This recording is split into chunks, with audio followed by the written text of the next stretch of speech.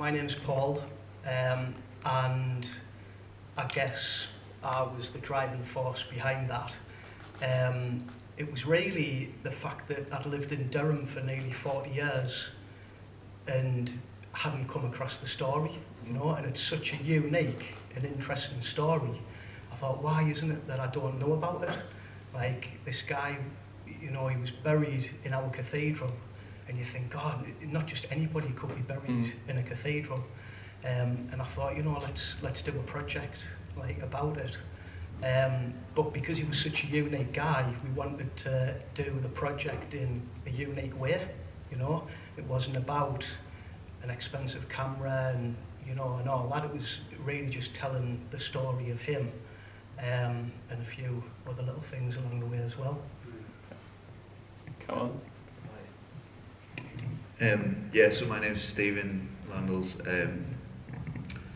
Yeah, so it was kind of, I had the studio space in town that we started with and kind of based ourselves out of, used as a bit of a base for a few days. And like Paul said, we weren't looking to try and make a really polished kind of piece. It was just, let's tell the story, keep it candid, keep it quite fly on the wall, and just chatty amongst ourselves and just tell the amazing story. Which you did. Hi everyone, my name is Richard. As you can see, the superstar of the operation. Me and Paul are school friends more than anything, and he basically said to me, what are you doing tomorrow is kind of how it normally goes.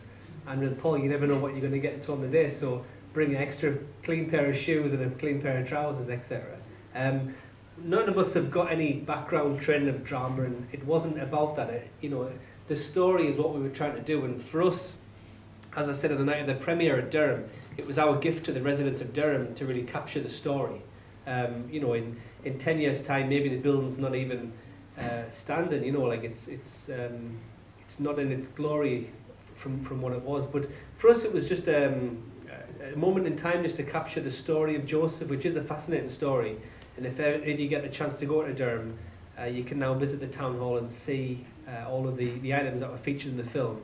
But for us, this was our first project, and hopefully now it'll lead on to first of many, learning about other members of history from Durham and just kind of putting our own unique stamp on it, of which I think we all do our individual bit to do that.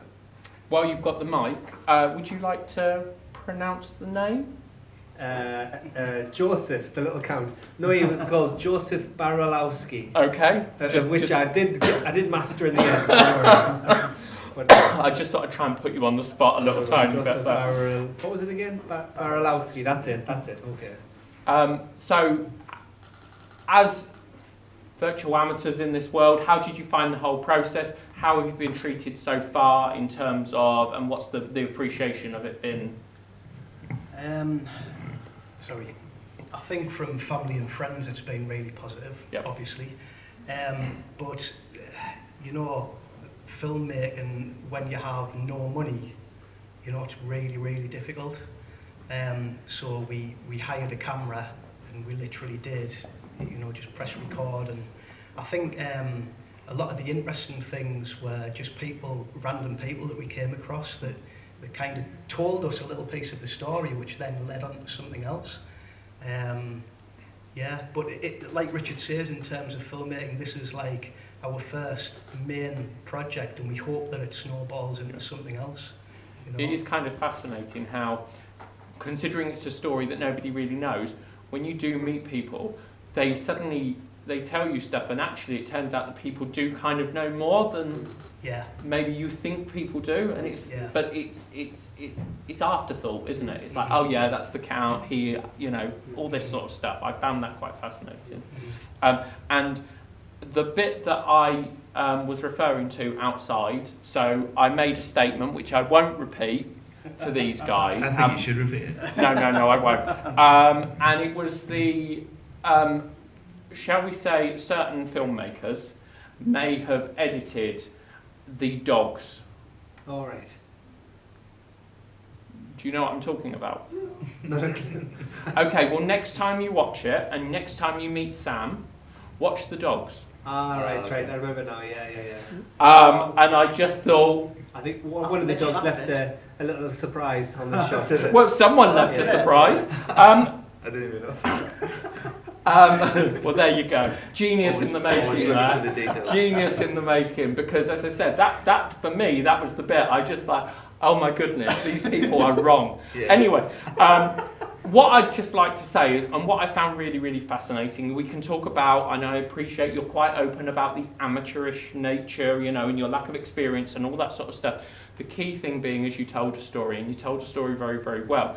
But what I found fascinating is how suddenly 3/4 of the way in, you go off on this weird Blair Witch tangent. Yeah. How did you honestly feel at that moment in time? The ice cave is a real place, and it added to it so much.